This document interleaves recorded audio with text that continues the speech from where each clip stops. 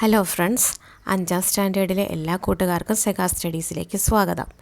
ഇന്ന് നമ്മൾ social സയൻസിലെ 3ാമത്തെ ചാപ്റ്ററായ diverse employment അല്ലെങ്കിൽ തൊഴിൽ വൈവിധ്യങ്ങൾ എന്ന പാഠഭാഗമാണ് പരിചയപ്പെടാൻ പോകുന്നത്. നമുക്ക് പാഠഭാഗത്തിലേക്ക് പോകാം. ആദ്യം തന്നെ കൊടുത്തിരിക്കുന്ന ചിത്രം കൂട്ടുകാരൊന്ന് ശ്രദ്ധിക്കുക. ഒരു കുട്ടി പൂന്തോട്ടം നനയ്ക്കുന്നുണ്ട്. താഴത്തെ ചിത്രത്തിൽ ഒരു കുട്ടി വസ്ത്രം മടക്കി വയ്ക്കുന്നുണ്ട്. നമുക്ക് പാഠഭാഗം വായിക്കാം. Keerthi's parents gave her toffee as a reward for watering the garden at home regularly. Regularly എന്ന് പറഞ്ഞാൽ കൃത്യതയോടെ അല്ലെങ്കിൽ കൃത്യമായി കീർത്തി എന്ത് ചെയ്യാറുണ്ട്? തൻ്റെ പൂന്തോട്ടം നനയ്ക്കാറുണ്ട്. അപ്പോൾ അവളുടെ മാതാപിതാക്കൾ റിവാർഡ് പ്രതിഫലമായി എന്ത് കൊടുത്തു? അവൾക്ക് ടോഫി മിഠായിയാണ് കൊടുത്തത്. അതുപോലെ താഴെ Tejas is gifted a story book by his parents for folding the clothes regularly at home. വീട്ടിലെ തുണികൾ കൃത്യതയോടെ മടക്കി വയ്ക്കുന്നതിന് തേജസിൻ്റെ അച്ഛനും അമ്മയും അവൻ എന്താണ് കൊടുത്തത്? സമ്മാനമായി സ്റ്റോറി ബുക്കാണ് കൊടുത്തത്. താഴെ തന്നിരിക്കുന്ന ക്വസ്റ്റ്യൻ കൂട്ടുകാർ ഒന്ന് നോക്കിക്കേ. What did Keerthi get for watering the garden? പൂന്തോട്ടം നനച്ചതിന് കീർത്തിക്ക് ലഭിച്ചത് എന്താണ്? കൂട്ടുകാർക്ക് അറിയാമല്ലോ എന്താണ് കീർത്തിക്ക് സമ്മാനമായി കിട്ടിയത്? ടോഫി ആസ് എ റിവാർഡ്, മിഠായിയാണ് പ്രതിഫലമായി കിട്ടിയത്. അടുത്ത ചോദ്യം, how did Tejas parents appreciate him for folding clothes? Appreciate ചെയ്യുക, അനുമോദിക്കുക. തേജസിൻ്റെ പേരൻസ് എങ്ങനെയാണ് ഫോൾഡിങ് ക്ലോത്ത്സ് അതായത് വസ്ത്രം മടക്കി വയ്ക്കുന്നതിന് അവനെ അനുമോദിക്കുന്നത്? വീട്ടിലെ തുണികൾ മടക്കി വെച്ചതിന് മാതാപിതാക്കൾ തേജസിനെ എങ്ങനെയാണ് അനുമോദിച്ചത് എന്നാണ് ചോദ്യം. ഉത്തരം കൂട്ടുകാർക്ക് അറിയാമല്ലോ. ഒരു കഥാപുസ്തകം സമ്മാനമായി നൽകിക്കൊണ്ടാണല്ലേ. Gifted a story book. അടുത്ത ചോദ്യത്തിലേക്ക് പോകാം. What do the elders in your home get in return for the work they do? Elders ആരാണ്?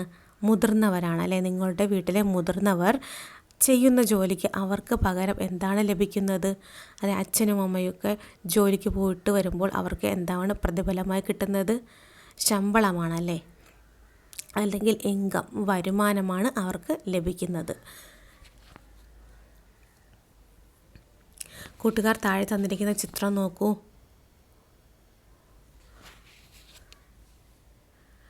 ഇവിടെ എന്താ കാണുന്നത്?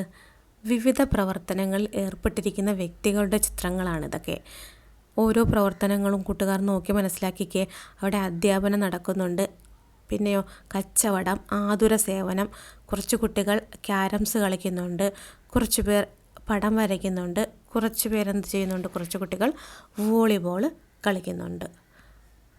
ഈ ചിത്രം നന്നായി ശ്രദ്ധിച്ചാൽ നമുക്ക് ആൻസർ എഴുതാൻ എളുപ്പമാണ്. കൂട്ടുകാരെ നോക്കാം. Hope you have observed the picture of people involved in different activities. Which are the activities that each one is involved in? ഇവിടെ വിവിധ പ്രവർത്തനങ്ങളിൽ ഏർപ്പെട്ടിരിക്കുന്ന വ്യക്തികളുടെ ചിത്രങ്ങൾ നിങ്ങൾ കണ്ടല്ലോ. ഇത് ഓരോരുത്തരും എന്തൊക്കെ പ്രവർത്തനങ്ങളിൽ ഏർപ്പെട്ടിരിക്കുന്നു എന്നാണ് ചോദ്യം. തന്നിരിക്കുന്ന ബുള്ളറ്റുകൾ ഫില്ല് ചെയ്യാനാണ് ചോദ്യം. കൂട്ടുകാർക്ക് എഴുതാൻ അറിയാമല്ലോ, എളുപ്പമാണ്. ഒന്നാമത്തത് ട്രേഡ് അവിടെ തന്നിട്ടുണ്ട്. ബാക്കി നമ്മൾ എഴുതാനുള്ളത് ടീച്ചിങ്, അധ്യാപനം, ഹെൽത്ത് കെയർ, ആതുര സേവനം, പ്ലേയിങ് ക്യാരം ബോർഡ് കളി, ഡ്രായിങ് ചിത്രം വരയ്ക്കൽ, പ്ലേയിങ് വോളിബോൾ കളിക്കുന്നത്. അപ്പോൾ ഇത്തരം പ്രവർത്തനങ്ങളാണ് അവിടെ നമ്മൾ കണ്ട ചിത്രത്തിലുള്ളത്. നമുക്ക് അടുത്ത ചോദ്യത്തിലേക്ക് പോകാം. Which among these activities are rewarded in the form of money? ഇത്രയും പ്രവർത്തനങ്ങളിൽ ഏതൊക്കെ പ്രവർത്തനത്തിനാണ് പ്രതിഫലമായി പണം കിട്ടുന്നത്? Rewarded in the form of money, പ്രതിഫലം പണത്തിൻ്റെ രൂപത്തിൽ, അതായത് പ്രതിഫലമായി പണം ലഭിക്കുന്നത് ഏതൊക്കെ പ്രവർത്തനത്തിനാണ്? ടീച്ചിങ്, അധ്യാപനം, ട്രേഡ്, കച്ചവടം, ഹെൽത്ത് കെയർ, ആതുര സേവനം, ഡോക്ടറിനും നഴ്സിനുമെല്ലാം അവരുടെ പ്രവർത്തനത്തിന് ഫലമായി ശമ്പളം ലഭിക്കുന്നുണ്ടല്ലേ. അപ്പോൾ ഈ പ്രവർത്തനങ്ങൾക്കാണ് ഇവിടെ പ്രതിഫലമായി പണം ലഭിക്കുന്നത്. അടുത്ത ചോദ്യം നോക്കൂ കൂട്ടുകാരെ. Which activities are rewarded with gift? ഇതിൽ ഏതൊക്കെ പ്രവർത്തനത്തിനാണ് പ്രതിഫലമായി ഗിഫ്റ്റ് അല്ലെങ്കിൽ സമ്മാനം ലഭിക്കുക? പ്ലേയിങ് ക്യാരം ബോർഡ് കളി, പിന്നെയോ ഡ്രോയിങ്, പ്ലേയിങ് വോളിബോൾ. ഈ പ്രവർത്തനങ്ങൾക്കാണ് സമ്മാനം കിട്ടുന്നത്. കൂട്ടുകാർക്ക് മനസ്സിലായല്ലോ? ബാക്കി പാഠഭാഗത്തിലേക്ക് പോകാം. Some of our actions get reward and some get gifts. നമ്മൾ ചെയ്യുന്ന ചില പ്രവർത്തനങ്ങൾക്ക് സമ്മാനം കിട്ടാറുണ്ട്, മറ്റു ചിലതിന് പ്രതിഫലവും കിട്ടാറുണ്ട്. For activities such as teaching, trading and health care individual receive money as reward. അപ്പോൾ ടീച്ചിങ്, ട്രേഡിംഗ്, പിന്നെ ഹെൽത്ത് കെയർ, അതായത് അധ്യാപനം, കച്ചവടം, ആതുര സേവനം, ഇത്തരം പ്രവർത്തനങ്ങൾക്ക് ഇൻഡിവിജ്വൽ വ്യക്തികൾക്ക് പ്രതിഫലമായി എന്ത് കിട്ടുന്നു? മണി അല്ലെങ്കിൽ പണം ലഭിക്കുന്നു. ഇങ്ങനെ കിട്ടുന്ന പണത്തിന് എന്ത് പറയുവടെ? ഇതിനാണ് വരുമാനം എന്ന് പറയുന്നത്. നമുക്ക് അടുത്തത് എന്താണ് വരുമാനം എന്ന് പഠിക്കാം. What is income? Income is the money received by a person over a period of time as a result of engaging in various economic activity. Various economic activity എന്ന് പറഞ്ഞാൽ എന്താ കൂട്ടുകാരെ? വിവിധ സാമ്പത്തിക പ്രവർത്തനം എന്നാണ് അർത്ഥം. അപ്പോൾ വിവിധ സാമ്പത്തിക പ്രവർത്തനങ്ങളിൽ ഏർപ്പെടുന്നതിൻ്റെ ഭാഗമായി ഒരു വ്യക്തിക്ക് നിശ്ചിത കാലയളവിൽ ലഭിക്കുന്ന പണമാണ് എന്ത് പറയുന്നത്? വരുമാനം എന്ന് പറയുന്നത്. ഒന്നുകൂടി ശ്രദ്ധിക്കുക കൂട്ടുകാരെ. എ പേഴ്സൺ, ഒരു വ്യക്തിക്ക് over A period of time, അതായത് നിശ്ചിത കാലയളവിൽ റിസീവ്ഡ് കിട്ടുന്ന പണം, മണി, അതാണ് എന്ത്? ഇൻകം എന്ന് പറയുന്നത്. ഇതിനാണ് വിവിധ സാമ്പത്തിക പ്രവർത്തനത്തിൽ ഏർപ്പെടുന്നതിൻ്റെ ഫലമായി. Find out the other activities that are rewarded with money. അപ്പോൾ ഇങ്ങനെ പണം പ്രതിഫലമായി കിട്ടുന്ന മറ്റു പ്രവർത്തനങ്ങൾ, അതായത് മറ്റു തൊഴിലുകൾ കണ്ടെത്താനാണ് ഇവിടെ പറയുന്നത്. ഇനി താഴെ കൊടുത്തിരിക്കുന്ന ഒരു പോയം നോക്കാം. NV കൃഷ്ണവാര്യർ എഴുതിയ പദ്യമാണിത്. ഇതിൻ്റെ ഹെഡിങ് എന്താണ്? പഠിപ്പ് തീർന്നാൽ. അപ്പോൾ തന്നെ കൂട്ടുകാർക്ക് മനസ്സിലാവുന്നുണ്ടല്ലേ, ഇവിടെ പഠിപ്പ് തീർന്നാൽ പിന്നെ എന്ത് എന്നൊരു ചോദ്യമാണ് ഇവിടെ ഉള്ളതല്ലേ. ഇതിൽ ഈ ചെറിയ പോയത്തിൽ ഓരോ തൊഴിലിനെ പറ്റിയും പരാമർശിക്കുന്നുണ്ട്. നമുക്ക് നോക്കാം. ചോദ്യം: പഠിപ്പ് തീർന്നാൽ പള്ളിക്കൂടം വിട്ടുകഴിഞ്ഞെന്നാൽ പറയുക പിന്നീടെന്തൊരു പണിക്ക് പോകും നീ. ഇവിടുത്തെ ചോദ്യം എന്താണ്? പഠിപ്പ് തീർന്നാൽ പിന്നീടെന്തൊരു പണിക്ക് പോകും നീ എന്നുള്ളതാണ്. അപ്പം 4 കുട്ടികൾ അവരുടെ ഉത്തരമാണ്, അവരുടെ ഓരോ തൊഴിൽ എന്ത് പണിക്ക് പോകും എന്നാണ് ഇവിടെ കൊടുത്തിട്ടുള്ളത്. നമുക്ക് നോക്കാം. ഒന്നാമൻ എന്താ പറയുന്നത്? കൃഷിക്ക് പോകും ഞാൻ, കൃഷിക്ക് നമ്മുടെ പിതാക്കൾ ചെയ്തൊരു തൊഴിൽക്ക് പോകും ഞാൻ. അപ്പോൾ ഒന്നാമന് എന്താ താല്പര്യം? കൃഷിയാണ്. രണ്ടാമൻ പണം മുടക്കി കോടിക്കണക്കിന് കച്ചവടത്തിനായി തുനിഞ്ഞിടും ഞാൻ, തൊഴിലതിൽ നല്ലൊരു വേറൊന്നുണ്ടാകുമോ. അപ്പോൾ രണ്ടാമത്തെ ആളിന് എന്താ? കച്ചവടത്തിന് പോകാനാണ് താല്പര്യം. മൂന്നാമൻ നാട്ടിൽ ശിക്ഷിതരായി അലയുന്ന ശിശുക്കളെയെല്ലാം ഞാൻ കൂട്ടി മികച്ചൊരു വിദ്യാനിലയം ആരംഭിച്ചിടും. അപ്പം മൂന്നാമത്തെ ആളിന് അധ്യാപനത്തിനോടാണ് താല്പര്യം, അധ്യാപനം. നാലാമത്തെ ആളോ?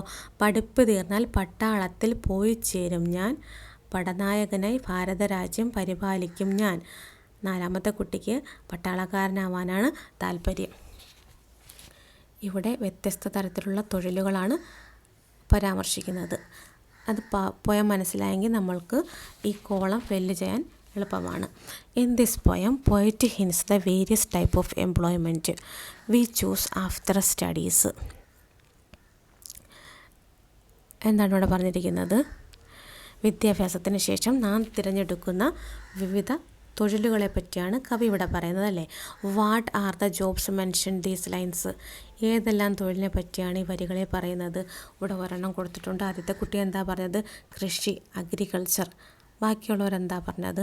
കൂട്ടുകാർക്ക് അറിയാമല്ലോ, കച്ചവടം പറഞ്ഞല്ലേ രണ്ടാമത്തെ ആൾ. ട്രേഡ്, പിന്നെയോ ടീച്ചിങ്, അധ്യാപനം. മിലിറ്ററി സർവീസ് എന്താണ്? പട്ടാളം അല്ലേ, പട്ടാളക്കാരനാവാനാണ് നാലാമത്തെ കുട്ടി ആഗ്രഹിച്ചത്. അടുത്ത ചോദ്യം നോക്കാം.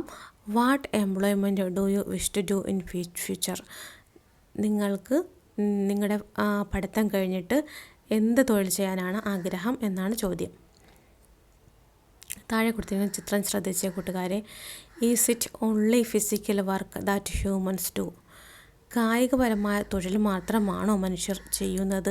ഫിസിക്കൽ വർക്ക് എന്ന് പറഞ്ഞാൽ എന്താണ്? കായികപരമായ തൊഴിൽ, നമ്മൾ ശരീരം കൊണ്ട് അധ്വാനിച്ച് ചെയ്യുന്ന ജോലികളെയാണ് ഫിസിക്കൽ വർക്ക് എന്ന് പറയുന്നത്. അത് മാത്രമാണോ സമൂഹത്തിലുള്ളത് കൂട്ടുകാരെ? ഒന്ന് ആലോചിച്ചേ. അല്ല അല്ലേ? പിന്നെ എന്തുണ്ട്? ഇൻ്റലക്ച്വൽ ജോബില്ലേ? ഒരു ഡോക്ടർ നമുക്ക് മരുന്നിൻ്റെ കുറിപ്പടി എഴുതി തരുന്നു. അവിടെ കായികപരമായ അധ്വാനം ആവശ്യമാണോ കൂട്ടുകാരെ? വേണ്ട അല്ലേ? പിന്നെയോ, ബാങ്ക് നമുക്ക് സേവനങ്ങൾ നൽകുന്നുണ്ട്. അവിടെ കമ്പ്യൂട്ടർ മുഖേനയാണ് നമുക്ക് സേവനങ്ങൾ ലഭിക്കുന്നത്. അവിടെ നമുക്ക് കായികപരമായ അധ്വാനം ആവശ്യമുണ്ടോ കൂട്ടുകാരെ? ഇല്ല. അപ്പോൾ തൊഴിൽ എന്ന് പറയുമ്പോൾ ഫിസിക്കൽ വർക്ക് മാത്രമല്ല, സേവനങ്ങൾ കൂടിയുണ്ട്. ഇത്തരം സേവനങ്ങൾക്കും പ്രതിഫലമായി പണം ലഭിക്കുന്നുമുണ്ട്. സർവീസ് അല്ലെങ്കിൽ സേവനങ്ങൾ നിങ്ങൾക്ക് ഈ പാഠഭാഗത്ത് പഠിക്കാനില്ല. വരും വർഷങ്ങളിൽ സർവീസിനെ പറ്റി പഠിക്കാനുണ്ട്. തൽക്കാലം അതിൻ്റെ നോട്ട് എഴുതി പഠിക്കേണ്ടതായിട്ടില്ല. കൂട്ടുകാർ മനസ്സിലാക്കിയിരുന്നാൽ മതി. ബാക്കി പാഠഭാഗത്തിലേക്ക് പോകാം. എംപ്ലോയ്മെൻറ്റ് എന്താണ്? തൊഴിൽ. Employment is the work done by a person physically or intellectually for income. Employment അല്ലെങ്കിൽ തൊഴിലെന്ന് പറഞ്ഞാൽ is a work done by a person. ഒരു വ്യക്തി ഫിസിക്കലി കായികപരമായോ ഓർ ഇൻ്റലക്ച്വലി ഭൗതികപരമായോ ചെയ്യുന്ന പ്രവർത്തനം. എന്തിനു വേണ്ടിയാണ്? ഫോർ ഇൻകം, വരുമാനത്തിന് വേണ്ടി ചെയ്യുന്ന പ്രവർത്തനമാണ് എന്ത്? തൊഴിൽ എന്നറിയപ്പെടുന്നത്. It's A reward is paid in the form of wage or salary. ഇതിൻ്റെ പ്രതിഫലം എന്താണ്? നമ്മുടെ തൊഴിൽ ചെയ്യുന്നതിൻ്റെ പ്രതിഫലമാണ് നമുക്ക് കിട്ടുന്ന കൂലി അല്ലെങ്കിൽ സാലറി, ശമ്പളം എന്ന് പറയുന്നത്. Employment is the main source of income for individual. Employment എന്താണ്? തൊഴിലെന്താണ്? വ്യക്തികളുടെ പ്രധാന വരുമാന മാർഗമാണ് എംപ്ലോയ്മെൻറ്റ് അല്ലെങ്കിൽ തൊഴിൽ എന്ന് പറയുന്നത്. കൂട്ടുകാർ, ഇവിടെ ഒരു 1 വേർഡ് ക്വസ്റ്റ്യൻ പ്രധാനപ്പെട്ടതായിട്ടുണ്ട്. മിക്ക പരീക്ഷകളിലും ചോദിച്ച് കണ്ടിട്ടുള്ളൊരു ചോദ്യമാണ്. What is the reward of an employment? തൊഴിലിൻ്റെ പ്രതിഫലം എന്താണ്? വേജ് അല്ലെങ്കിൽ സാലറിയാണ് തൊഴിലിൻ്റെ പ്രതിഫലം എന്ന് പറയുന്നത്. ബാക്കി പാഠത്തിലേക്ക് പോകാം. ഈ വേജ് അല്ലെങ്കിൽ സാലറി എന്ന് പറഞ്ഞാൽ ഇത് രണ്ടാണ്. വേജിൻ്റെ അർത്ഥം കൂലി, സാലറിയുടെ അർത്ഥം എന്താണ്? ശമ്പളമാണ്. വേജ് എന്താണെന്ന് നോക്കാം. Wage is paid by the employer to the employee for performing service and a contract. Employer എന്ന് പറഞ്ഞാൽ തൊഴിലുടമയാണ്, എംപ്ലോയി എന്ന് പറഞ്ഞാൽ തൊഴിലാളിയും. കോൺട്രാക്റ്റ് എന്ന് പറഞ്ഞാൽ കരാറ്. അപ്പോൾ നോക്കാം. Wages is paid by the employer to the employee for the performing service under a contract. ഒരു കോൺട്രാക്റ്റ് അല്ലെങ്കിൽ കരാറിൻ പ്രകാരം സേവനങ്ങൾ നിർവഹിച്ചതിന് ഒരു എംപ്ലോയി, ഒരു തൊഴിലുടമ, എംപ്ലോയർ തൊഴിലാളി, എംപ്ലോയിക്ക് തൊഴിലുടമ തൊഴിലാളിക്ക് നൽകുന്ന വേതനമാണെന്ത്? വേജ് എന്ന് പറയുന്നത് അല്ലെങ്കിൽ കൂലി എന്ന് പറയുന്നത്. കരാർ പ്രകാരം സേവനങ്ങൾ നിർവഹിച്ചതിന് തൊഴിലുടമ തൊഴിലാളിക്ക് നൽകുന്ന പ്രതിഫലമാണെന്ത്? കൂലി എന്ന് പറയുന്നത്. Wages is fixed on hourly or daily basis. Wages എങ്ങനെയാണ് നൽകുന്നത്? മണിക്കൂറുകളുടെയോ അല്ലെങ്കിൽ ഡെയിലി ദിവസത്തിൻ്റെയോ അടിസ്ഥാനത്തിലാണ് ഈ കൂലി നൽകുന്നത്. കൂട്ടുകാർ കേട്ടിട്ടില്ലേ? ഡെയിലി വേജസ് അല്ലെങ്കിൽ ദിവസവേതനം, ദിവസക്കൂലി എന്നൊക്കെ. അപ്പം വേജ് അല്ലെങ്കിൽ കൂലി നൽകുന്നത് മണിക്കൂറിൻ്റെയോ ദിവസത്തിൻ്റെയോ ഒക്കെ അടിസ്ഥാനത്തിലാണ്. കൂട്ടുകാർക്ക് മനസ്സിലായെന്ന് വിചാരിക്കുന്നു. വേജസ് എഴുതി പഠിക്കുക. അടുത്തത് നമ്മൾ സാലറി എന്താണെന്ന് പഠിക്കാം. സാലറി അല്ലെങ്കിൽ ശമ്പളം എന്താണ്? Salary is the remuneration paid by the employer for the work performed by the employees on a monthly basis. Monthly basis എന്ന് കേൾക്കുമ്പോൾ കൂട്ടുകാർക്ക് മനസ്സിലാവുന്നില്ലേ എന്താണ് മന്ത്ലി എന്ന് പറഞ്ഞാൽ പ്രതിമാസ അടിസ്ഥാനത്തിൽ നൽകപ്പെടുന്നതായിരിക്കും അല്ലേ. പിന്നെ ഇവിടെ റിമ്യൂണറേഷൻ എന്ന വാക്കുണ്ട്, കൂട്ടുകാർ അത് കണ്ട് ഞെട്ടണ്ട. അതിന് അർത്ഥം എന്ന് പറഞ്ഞാൽ money paid for a work അല്ലെങ്കിൽ money paid for a service എന്നേ അർത്ഥമുള്ളൂ. അപ്പോൾ കൂട്ടുകാർ മനസ്സിലാക്കുക, salary is the remuneration paid by employer. അപ്പോൾ ഒരു പ്രതിമാസ അടിസ്ഥാനത്തിൽ ജീവനക്കാർ നിർവഹിക്കുന്ന ജോലിക്ക് തൊഴിലുടമ നൽകുന്ന പ്രതിഫലമാണെന്ത്? സാലറി എന്നറിയപ്പെടുന്നത്. കൂട്ടുകാർ ഇത് സാലറി എന്ന ഹെഡിങ് എഴുതി ആൻസർ എഴുതി പഠിക്കുക. ഇന്ന് ക്ലാസ് ഇത്രയേ ഉള്ളൂ. എൻ്റെ ക്ലാസ് കൂട്ടുകാർക്ക് മനസ്സിലായി എന്ന് തോന്നുന്നുണ്ടെങ്കിൽ ഈ ചാനൽ തീർച്ചയായും സബ്സ്ക്രൈബ് ചെയ്യുക. Thank you for watching Sega studies.